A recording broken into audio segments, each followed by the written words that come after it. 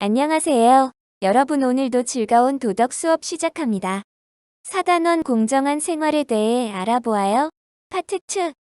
지난 시간에 여러분이 활동지를 제출했는데요. 그중 마지막 질문이 내가 생각하는 공정함이란 무엇인지 쓰는 것이었는데 다른 친구들은 과연 공정함이란 무엇이라고 생각했을까요? 이 친구는 공정함이란 양쪽의 의견을 다 들어주는 것이라고 했네요. 아무래도 한 사람의 의견만 들어주면 다른 사람이 억울해할 수 있기 때문이겠죠.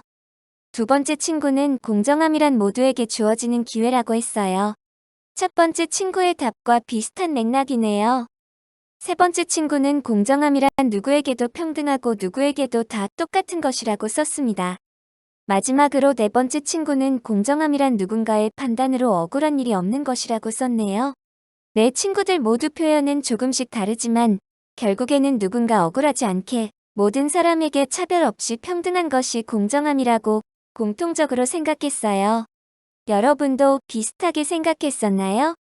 자, 그럼 83쪽에 나와 있는 대한민국 헌법을 살펴보면서 대한민국 헌법이 만들려는 공정한 세상과 우리가 생각하는 공정한 세상이 비슷할지 아니면 다를지 비교해 봅시다.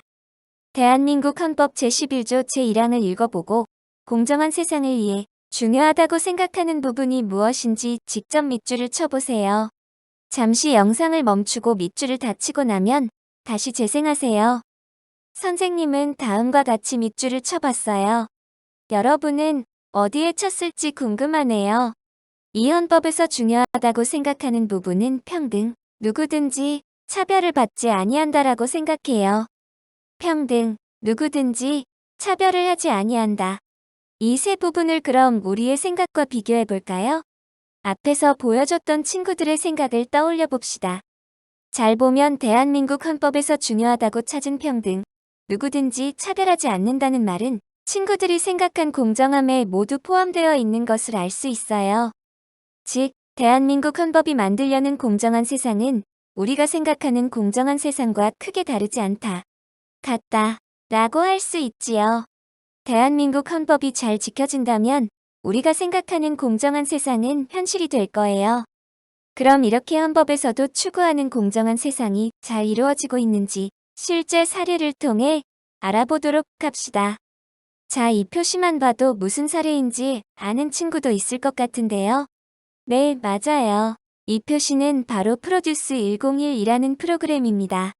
어떤 프로그램인지 모르는 친구를 위해 잠깐 설명을 하고 넘어갈게요. 이 프로그램은 다양한 소속사의 연습생 101명이 나와서 하는 오디션 프로그램입니다.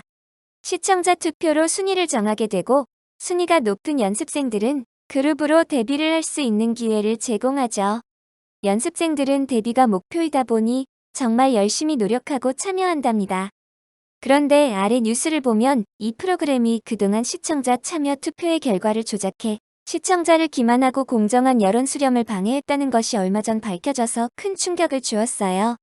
뉴스를 더 자세히 읽어내려가다 보면 투표 전 최종 순위를 제작진들이 정해놓고 시청자 투표 결과와 상관없이 순위를 조작해 합격자와 탈락자를 뒤바뀌게 한 일도 있었다는 거죠. 이 프로그램 제작진은 모든 결과가 시청자들이 선택한 결과이다라는 거짓말을 했고 또 순위 조작으로 인해 탈락하게 된 다른 오디션 참가자들의 노력을 굉장히 헛되게 했으므로 공정하지 않다, 이건 불공정한 결과였다라고 결론을 낼 수 있어요. 순위 조작으로 인해 떨어졌던 참가자들은 이 사실을 알고 얼마나 억울하고 슬펐겠어요. 이렇게 불공정한 일이 생겼을 때에는 나부터가 주체성을 가지고 불공정함에 대해 제대로 된 비판을 제기해야만 다시는 이런 일이 생기지 않을 거예요. 자, 그럼 이번에는 활동지를 통해 나는 얼마나 공정한가 확인해 보도록 합시다. 활동지는 온라인 클래스에 올려놓았으니 출력을 하거나 또는 다운로드 후 진행하도록 합니다. 활동지에 나와 있는 항목들은 모두 공정함과 관련된 내용입니다.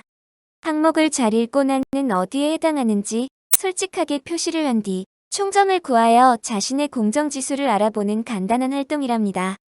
그럼 지금부터 영상을 멈추고 활동지에 표시를 한 뒤 자신의 공정지수를 알아보도록 하세요. 총점을 구해봤나요? 그렇다면 자신이 판단한 자기의 평가 결과는 무엇이고 항목들과 나의 점수를 봤을 때 앞으로 어떤 노력을 해야 할지 생각하여 써보도록 합시다. 이렇게 오늘도 도덕 시간이 마무리가 되었어요. 여러분의 활동지 결과물을 기대하며 다음 도덕 시간이 돌아올 때까지 공정한 일주일 보내길 바랍니다. 과제 제출 잊지 말고 하세요. 꼭이요. 안녕.